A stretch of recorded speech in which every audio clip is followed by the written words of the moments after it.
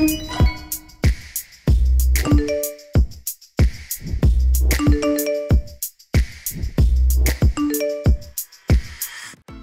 алейкум достор. Бүгін Медиа 24 каналында мен Жан Сабыров коноктомун. Биринчи комментарий Назгүл Сагалиева дейт.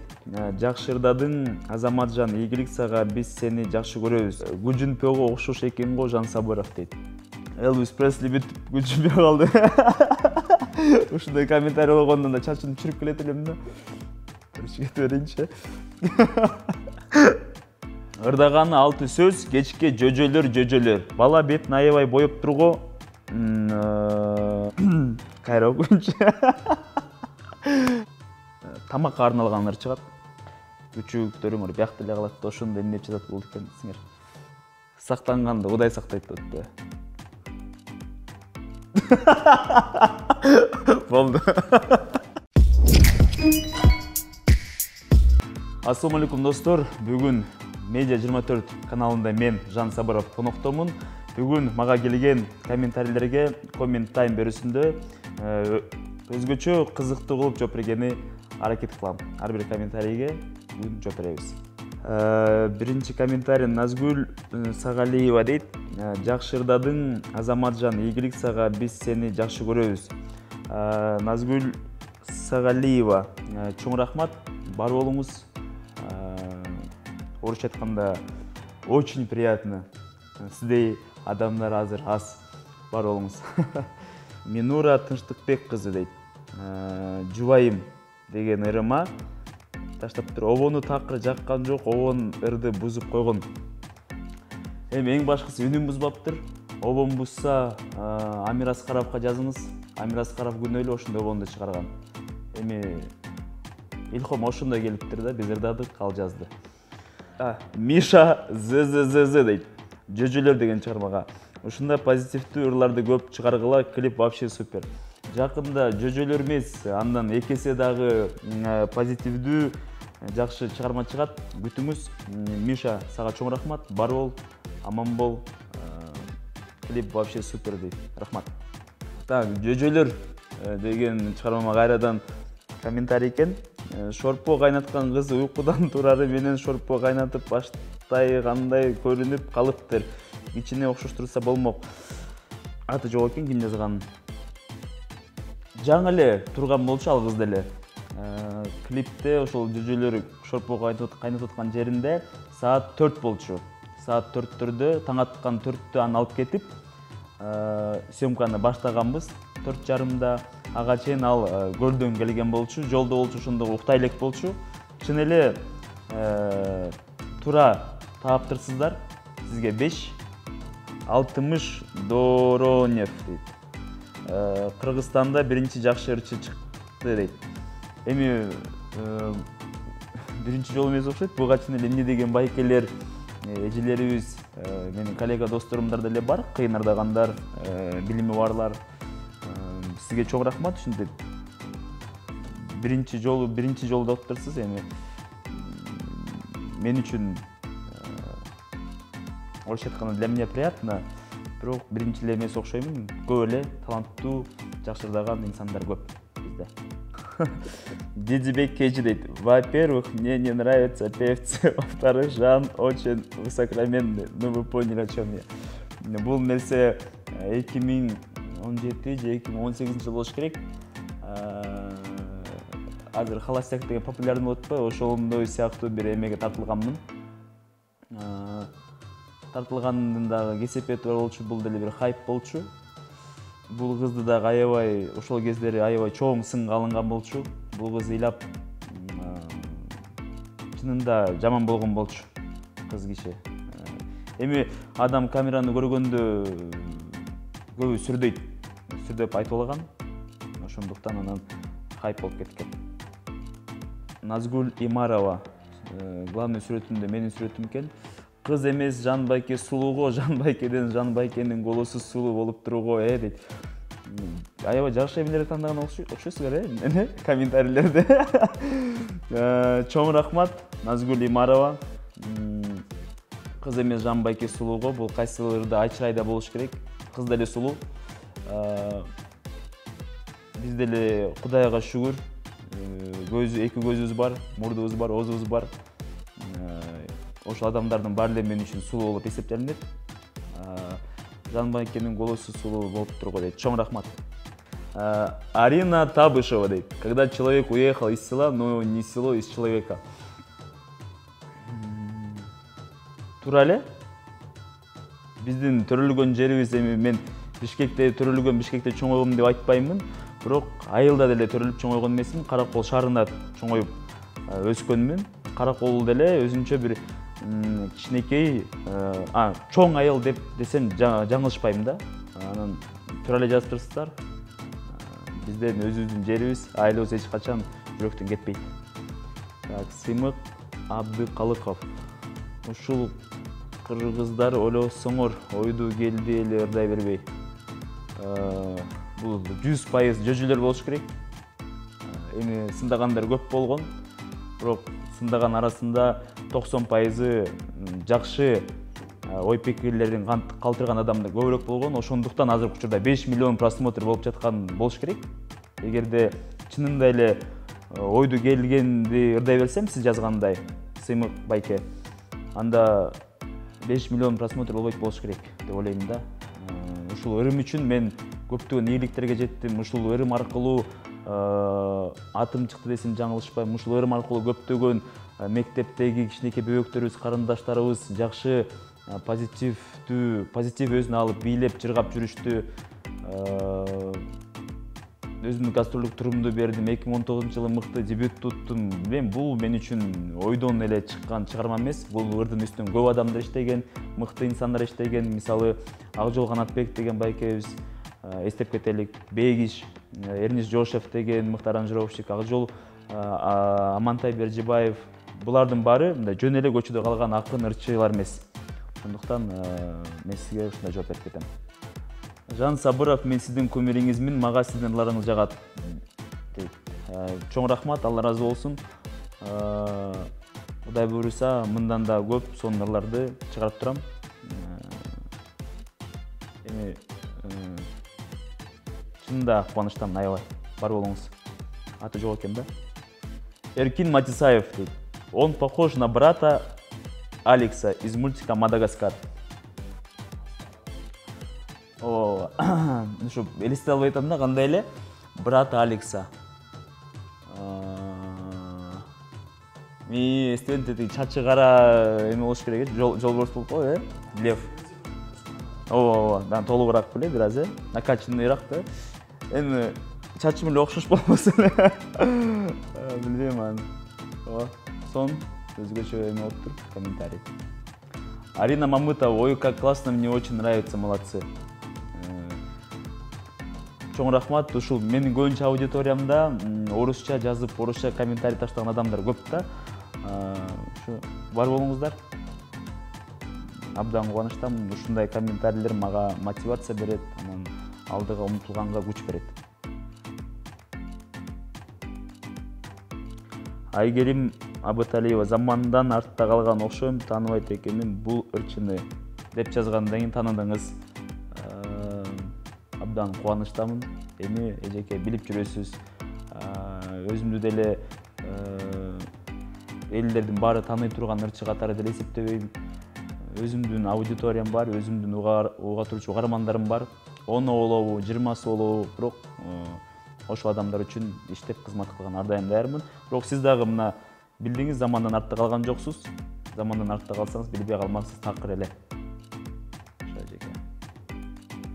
Нурмат Качкынбаев. У него прическа как 80-х дейт.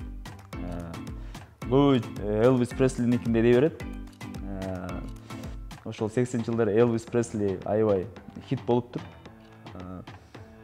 Эми билбейм. Может, кыргызский Элвис Пресли болуп жаралсам керек, ошон үчүн 80-жылдагыдай прическа болуп калса керек. Сиз дагы сүрөткө күлүп түшөт экенсиз, Негизи ушу сүрөттөргө мен көп күлүп түшө бербейм. Бул менин образым десем деле жаңылышпайм. Бирок жашоодо аябай позитивдүү жүргөн, күлүп жайнап эле элдерди да күлдүртүп жүргөн адаммын. Күлүпкү менден кетпейт, сөздүн ачыгы ушунда. Бирок сүрөттөргө көп күлүп түшө бербейм. Эмнеге экенин өзүм деле чынында ушул суроо менен көп өзүмө суроо бере берем да. Бул өзүнчө бир образ десем болот. Уркушев деген бала экен. Ушул баланы көргөн сайын жин келет да. Эми эмнеге жин келет болду экен?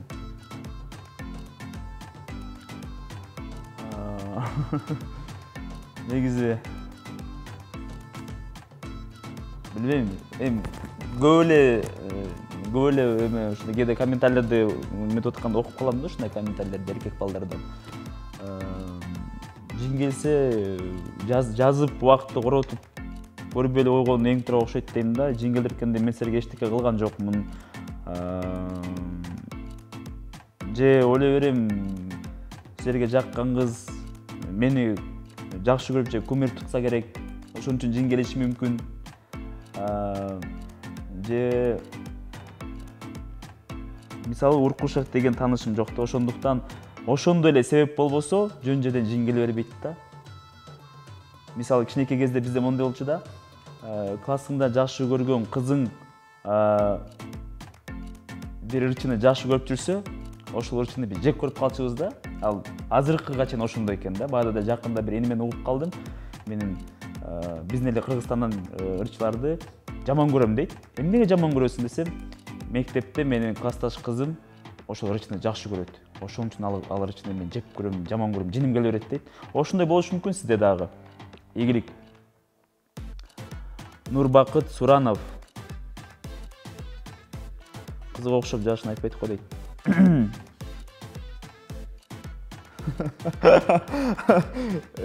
Чынында такыр жашымды айтпайм, эч жерден айткым келбейт. Бул адамдын өзүнчө бир өзүнүн сыры болуш керек. Анткени меники жашым боюнча мына ушул жерден айтып кетейин. Эч жерге буга чейин айткан эмесмин. Жашымды айтпайм. Бирок менде өзүмдүн так бир жашым жок. Туугандар үчүн мен бир жаштамын. Досторум үчүн башка жаштамын да. Эртең туулган күнүм мына 5 май. 2 жашка чыгам да. Мисалы келтирип коеюн. Үйдөгүлөр үчүн мисалы бир 18 деп койсок, досторум үчүн 16 ошондой сыяктуу да. Ошондо менин паспортум да башкача, мичеркам да башкача. Ошон үчүн айтпайм. Джексон дейт.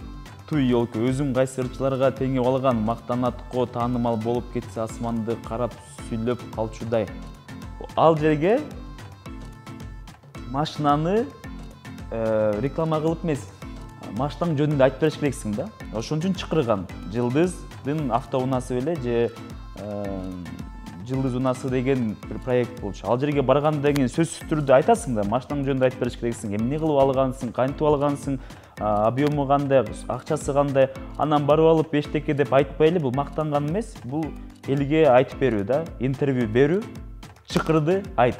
Анан барып алып унчукпай отура бергенде айтат, бул эмне жинди тултуйп алып отурат, сүйлөгөндү билеби, эмнеге чакырдыңар мындай акмак келесону деп, жинин келет деп ошондой жазасыңар да. Анан айтып баштаганда ушундай мактанып сүйлөйт экен деп, бул мактанган эч нерсе жок биякта. Ошол үчүн мени мындай эфирге чакырса, мисалы, мындай жөнөкөй эфирге чакырды, мисалы азыр, анан мен отуруп алып машинам жөнүндө мактанып атам да, менде 2 этаж үйүм бар, менде машинам бар деп айтсам, ошондо мактанды деп жазсаңар болот, бирок ал жерде жазганыңар туура эмес. Жөжөлөр клип дейт. Дайте премию за номинацию «Самый тупой клип века, у меня все» дейт. Муну сөзсүз түрдө КТРКга кайрылайын. «Самый тупой клип века» деген номинация чыгарышсын. Премия ошондо утат болуш керекмин. Бирок 2019-бу, 2020-жылы прорыв года мыкты клиптердин арасына кирген. Ашык болуш керек, ушуну көргөзүп көрөйүн сөзсүз. Лишний эме номинация не помешает мага. Самый тупой клип века деген. Рахмат. Жөжөлөр Чынара Молдалиева ушуну кантип ыр болсун тоба ырдайт деселер ырдай берет экен да. Клипти көргөндөн эмес, ырды уккандан уяласың го, кичине маанилүүрөөк ырдаса болбойбу, клипке формачаңды кошуп эле коюптур. Буга чейин маанилүү ырларды ырдап келгенмин, уктуңарбы мисалы? Уккан жоксуңар эч кимдер. азыр силерге ушундай эле өзүңөр мисалы мен үчүн маанилүү, бирок өзүңөр үчүн маанилүү эмес болсо, ушу маанилүү эмес болгон үчүн силер угуп, көрүп комментарий жазып атпайсыңар. Ошол аркылуу мен карьерам өйдөгө жылып атат. Ошол аркылуу Кудайга шүгүр иштеп жатабыз, акча таап атабыз. Маанилүү өр чыгарганда мен эч кандай эме көргөн жокмун. Чынара Молдалиева, мисалы сизден. Мен ушундай сиз үчүн маанилүү эместерди жазгандан кийин силер көрүп, мага просмотр берип, анан комментарий таштап атасыз. Бул дагы чоң жетишкендик. Ал жерде бүт эле маанилүү болуп турат, айткандай эле жакшы бир сонун чыгарма, көп адамдар, мыкты адамдар үстүнөн иштеген. Хайп болду. Жумагүл Урманова. Жамбайке шымыңызды өдөрөк көтөрүп алып түшүп калат. Болду. Өдөрөк көтөрүп алайын.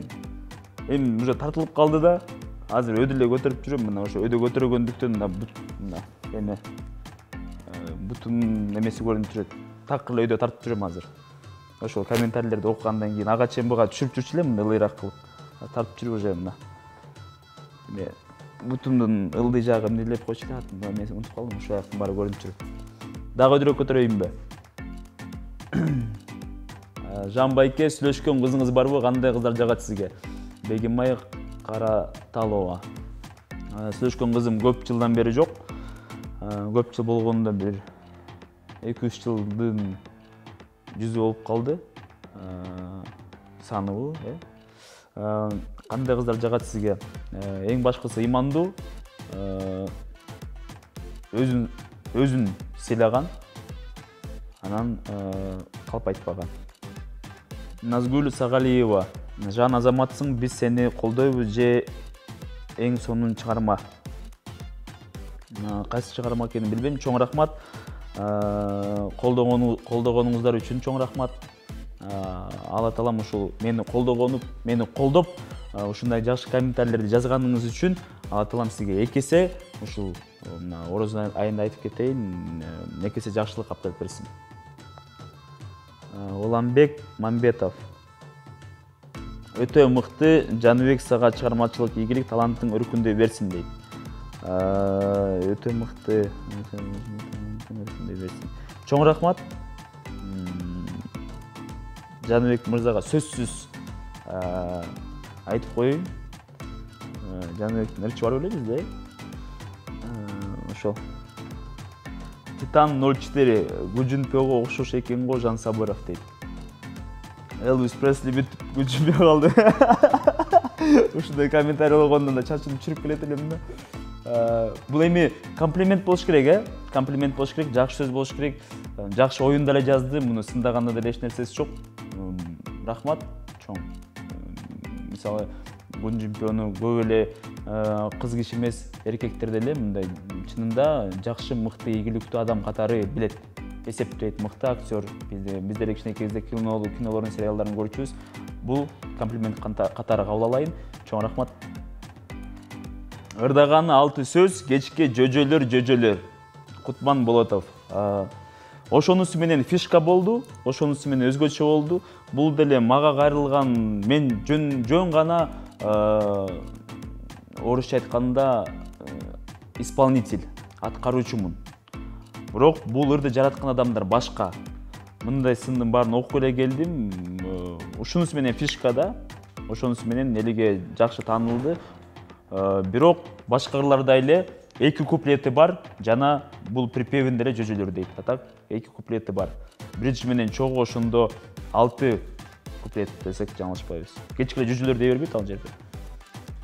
Бала бетин аябай боеп турго. Эми кайра окуйчу. Бала мындай окуйчу. Бала бетин аябай боеп турго. Кайсыл жерде билбейм, эми съемкага келгенде сөзсүз түрдө ошол жерден боёйт же менин менеджерим сөзсүз боеп туруп анан жөнөтөт да. Бетти боёгондун мисалы кесепети деле жок, боебой деле чыга беребиз. Аябай деле боебойбуз, аябай боёгон, аябай боеп да көрө элекмин да. Боеп деле көрө элек бизге. Сиздин атыңыз Жамбы дейт, ооба. Менин атым Жан. Айбек Кадыров. О менин кичинекей кызыма жакшы болду. Бийлегенге жөжө деп бийлеп жүрөттүк го. Мына көрдүңүздөрбү? Жана эле кичкеле жөжөлөр деп атты эле, биякта кичинекей кызыма жакшы болду, жөжө деп эле бийлеп жүрөт. Жакшы жерлери деле бар да бул нерсенин. Эл кубанып атат, мисалы жакшы. Рахмат. Кызыңызга ийгилик. Айбек байке. Парень внешне элегантный, а в душе мамбет чистейший, маты перед девушками — это ужас. Эми ал кезде биздин эл бир аз отсталыйраак болчу. 2018-жылы беткеле айтам. Ал кезде сөгүнгөн проекттер жок болчу. Азыр бар толтура. Азыр эчкимге эчтеке деп сындабайсыздар. Ал жерде сөгүнгөндө деле мен мисалы блин деген сөздү, ё-моё деген сөздү эле ошол жерге мындай ты деген звук бар, ошондой коюп коюшканда, ал хайп үчүн. Мисалы, бирок сөгүнгөн эмесмин, бирок хайп үчүн. Азыр сөгүнгөн деле проекттер бар, эл эчтеке деп жазбай эле. Ал кезде биздин эл бир аз отсталыйраак болчу, ошон үчүн ошондой комментарийлер келген. Азыр ошол проект болгондо мынча жазбайт болупсуңар. Мен силерди түшүнөм. Саби Садырбекова. Молодец. Лайк. Кыйын бала экен. Лайк. Өсө бер. Лайк. Анан сердечко. Рахмат. Аракет кылып атабыз, иштеп атабыз. Буюрса бар алдыда. Кыргыз каганаты Барспек. Иним кичине өпкөнү көптүрбө, болбосо элдин теписине каласың. Туура, көп бөш керек. Анан өпкөнү дагы көп түртүп жүрбөш керек. Көп түрбөй дейт ошо өпкөнү. Эң эле жөнөкөй, анан бир эле жаман жерим, бетке эле айтчу жерлерим бар. Бирок калган жагынан жөнөкөй элебиз. Эч качан көпкөн эмеспиз. Бул бир гана ошо сиз ошол сүрөттү же видеону көрүп жазып атсаңыз керек. Бул биздин образ. Мен эч качан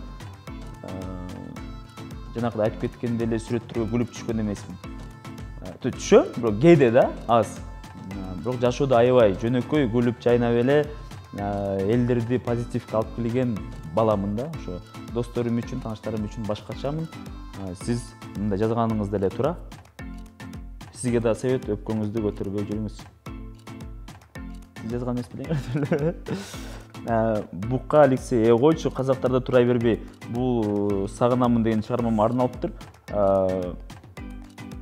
Ушул сагынамын деген чыгарманы кичинекей кезде эле аябай укчубуз. Ал чыкканына бир 10 жыл болду. 10 жылдан ашты. 12-13 жыл болуптур. Анан өзү ошол акын байке мага ушуларды белек катары берген болчу. Белек катары бергенден кийин жаңыртып ырдап чыккан. Биз деле казактардын бир аз авторитетин көтөрүп коелук да, турап. Кечке алар бизде тура берет. Акматов Умар, күчүктөргө дагы ыр чыгарып койгула да. Бир айдын ичинде тамакка арналган ыр чыгат. Күчүктөрүм биякта эле калат да, ошондо эмне чыгат болду экен десиңер. Айданка дейт. Ваша улыбка. Ошо айтып кеткендей эле орусча жазгандар аябай көп. Чоң рахмат. Приятно очень. Красавчик кыздардын кирмеси кирип калбасын абайла. Сактанып жүрөбүз ар дайым.